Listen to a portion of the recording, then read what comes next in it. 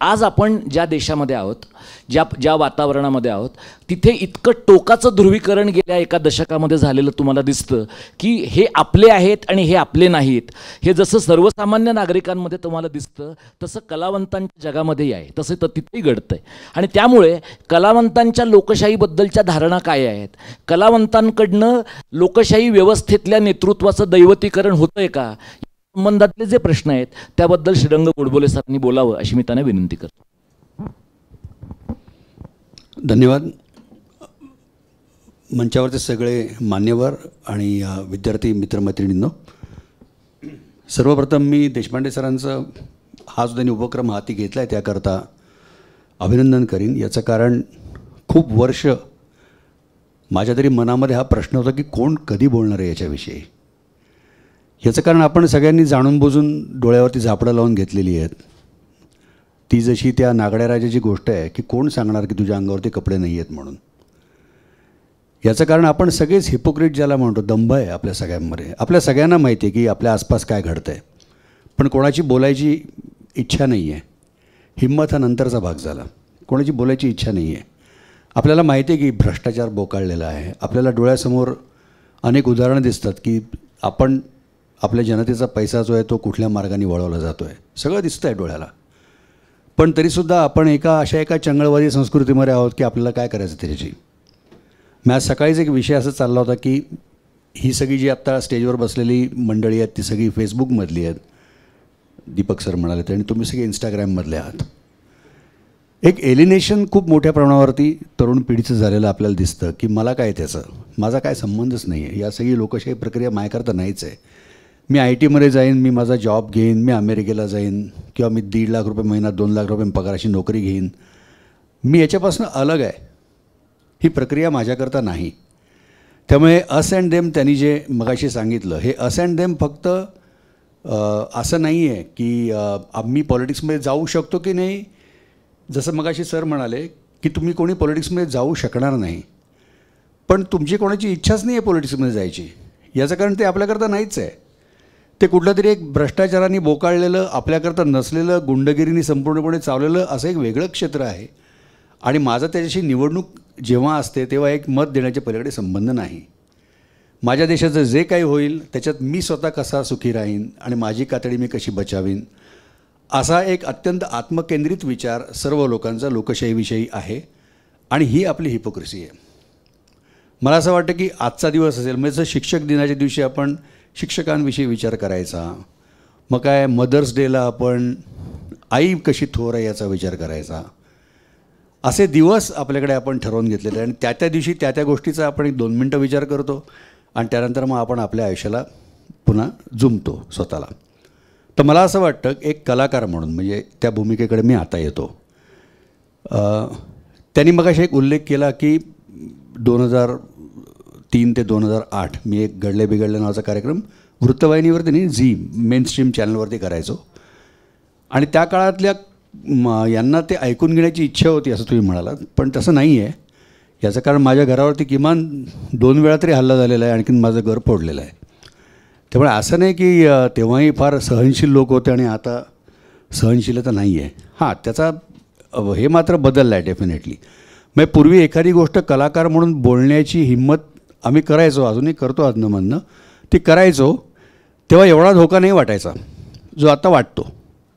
आत्ता वाटतो याचं कारण असं आहे की सर्वच ॲक्रॉस द पॉलिटिकल पार्टीज अनेक आपल्याकडे आता सेन्सॉर बोर्ड्स तयार झालेत. आता यातली एक फार तुम्हाला मी गमतीची गोष्ट सांगतो की मी आता सेन्सॉर बोर्डाचा अध्यक्ष आहे. हां, तर म्हणजे हे म्हणजे लांडग्याला मेंढपाळ करण्यासारखं ॲक्च्युली आहे. तर मी ही एक काय म्हणूया ना, हिचं हे तो त्याला काय म्हणतो आपण, इतिहासाचा काय म्हणतो आपण, ऐतिहासिक न्याय असतो जसा, काव्यगत न्याय की मला सेन्सॉर बोर्डाचा अध्यक्ष केला आहे. तर मला काळाबिळं फासून पण झालेलं आहे, माझ्या घरावरती हल्ला करून वगैरे पण झालेला आहे. पण तेव्हा ना कुठेतरी आमच्या बाजूनी काहीतरी बोलणारे लोक होते. आज कुठलाही कलाकार हा सॉफ्ट टार्गेट असतो आणि कलाकाराला जर का बडवलं ना तर समाज म्हणतो याला बडवला. असं कोणी म्हणत नाही की अरे याला बडवलं तर आपण याच्या मागे उभं राहायला पाहिजे. शक्ती उभी केली पाहिजे. याला कलाकारसुद्धा जबाबदार आहेत. याचं कारण कलाकार पण खोटे आहेत, त्यांना हसणारे प्रेक्षक पण खोटे आहेत, निर्माण होणाऱ्या कलाकृती पण खोट्या आहेत. आणि या सगळ्या एका खोट्या आभासी जगाचे आपण सगळे आत्ता नागरिक आहोत. तर मला असं वाटतं की ही जी आत्ता आपण सगळ्यांनी एक सोयीची अशी लोकशाही सगळ्या आपल्याकडे घेतलेली आहे करून तयार, की मी काही बोलणार नाही, मी कुठल्याही व्यवस्थेच्या विरुद्ध बोलणार नाही, म्हणजे मला कोणाचा धोकाच नाही. समजा कोणाला काही झालं तर मी त्याच्याविरुद्ध आवाज उठवणार नाही. म्हणजे मगाशी जसं धनक सर म्हणले की मी कुठल्याही ऑपोजिट पार्टीत जाऊ इच्छित नाही. माझ्यावरती कुठलं लेबल नको लागायला की हा अमुकच आहे, हा असाच आहे, हा तसाच आहे, व्यवस्थेच्या विरोधातच आहे. लेबल नको, मला माझं जीवन सुखाने जगू द्या. या अशा एका अत्यंत आत्मकेंद्रित परिस्थितीत पोचलेल्या आहोत. आणि जसं आपण असं म्हणलं की लोकशाहीमध्येच लोकशाहीच्या मृत्यूची बीजं रोवली जाऊ शकतात, तर ही आत्मकेंद्रित वृत्ती आहे, हीच आपल्या लोकशाहीला मारक एक दिवस ठरणार आहे. याचं कारण एकदा आपण त्याच्यापासून अलग झालो, त्या सगळ्या व्यवस्थेपासून एकदा आपण मेंटली अलग झालो की मला काही पार्टिसिपेट करायचं नाही आहे, मग आपलं लोकशाहीमधलं जे मतदानाचा जो दिवस असतो तो एक दिवस राहतो. मग त्या दिवशी जे काही वारं वाहत असेल त्याप्रमाणे मी मतदान करतो. आणि मग तो वन डे मॅचसारखं ते आता कुठली पार्टी जिंकली त्या दिवशी आपण सीट्स बघतो, परत येरे माझ्या मागल्याच होतं. परंतु मला आत्ता असं वाटतं की हा असा जो कार्यक्रम आहे, म्हणजे जेव्हा त्यांनी ह्या कार्यक्रमाला आम्हाला बोलावलं आणि त्यानंतर ज्या पद्धतीने या कार्यक्रमाची बांधणी होती आहे, कुठेतरी एक मला आशा अशी दिसते आहे की याच्यातनं हा डायलॉग चालू होईल, हा संवाद चालू होईल. मी असं नाही म्हणत की एका दिवसात सगळेजणं एकदम त्याच्यामध्ये एनलायटन होतील, आणखीन अचानक सगळा तरुण समाज याच्यामध्ये येऊन पोहोचेल असं नाही होणार, पण कुठेतरी सुरुवात मला याच्यामध्ये दिसते आहे. आणि मला असं वाटतं, आत्ता धनक सर म्हणले त्यांच्याकडे डेटा पण असेल की आर्ची आणखीन परिषद जागे होत आहेत.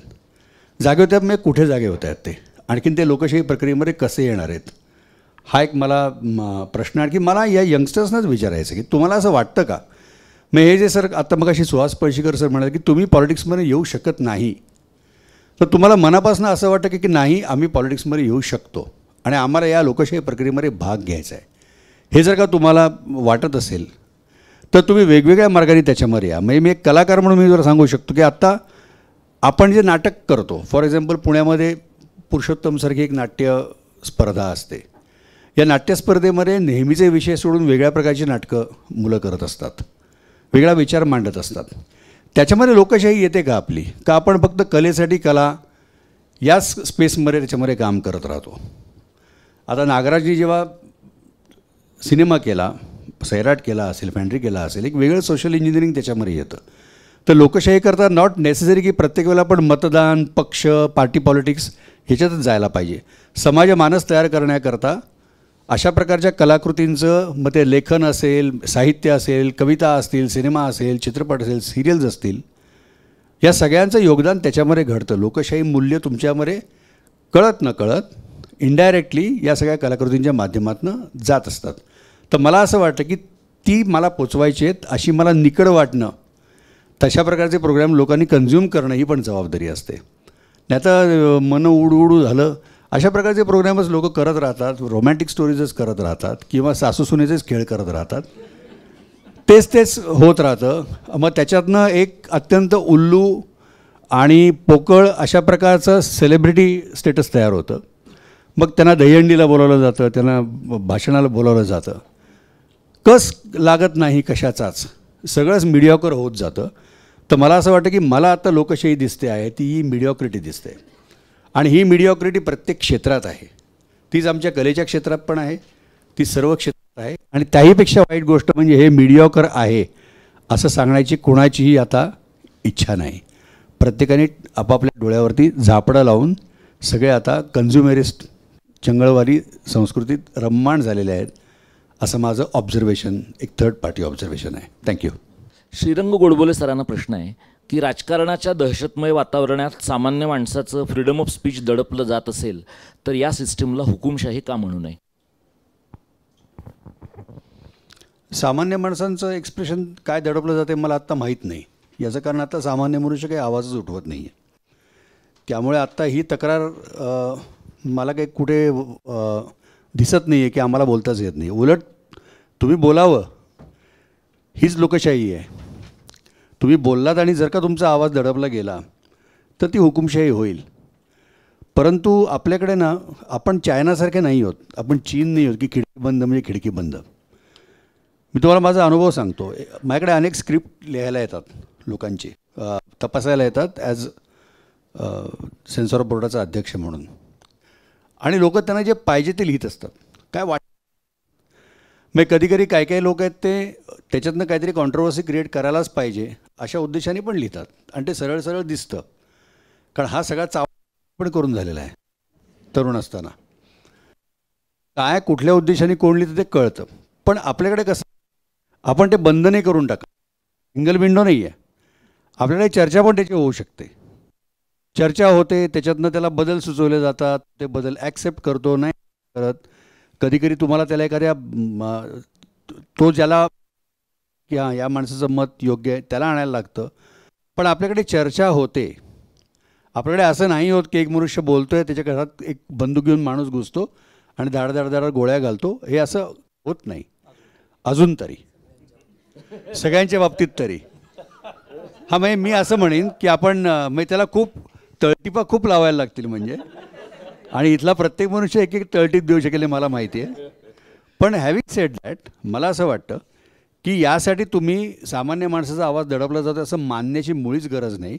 उलट अशा प्रकारचं व्यासपीठ जेव्हा आपल्याला मिळतं तेव्हा उलट तुम्ही तुमचा आवाज लावला पाहिजे, तो अनुभव घेतला पाहिजे. आणि तेव्हा जर का तुमची गळचेपी झाली तर म्हणायला पाहिजे की हो, सामान्य माणसाचा आवाज.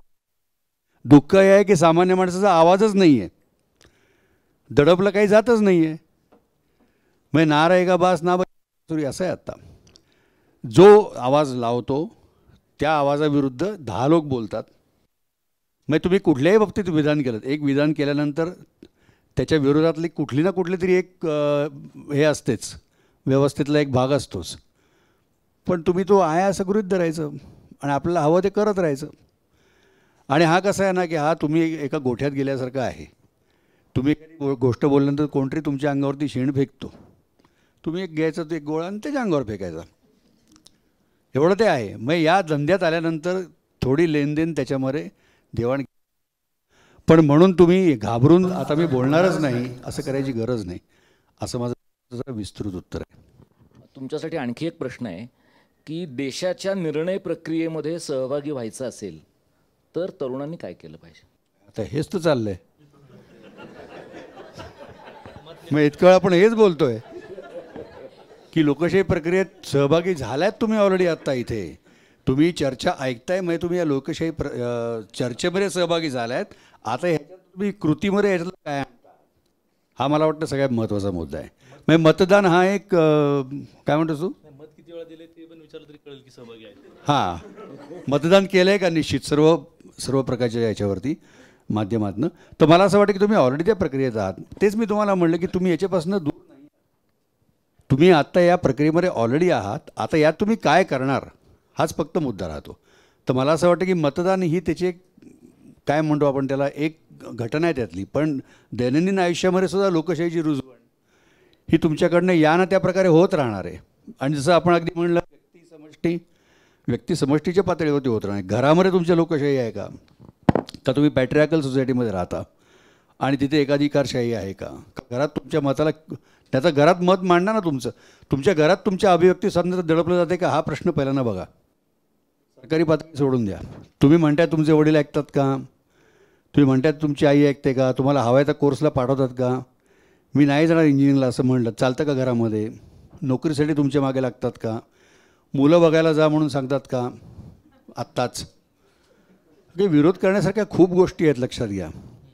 आणि तो तुमच्या घरापासून चालू होईल. म्हणजे राष्ट्र हे कुठे बनतं, जसं आपण म्हणतो व्यक्ती समष्टी वेगवेगळ्या टप्प्यांवरती आपण लोकशाही करणार आहोत.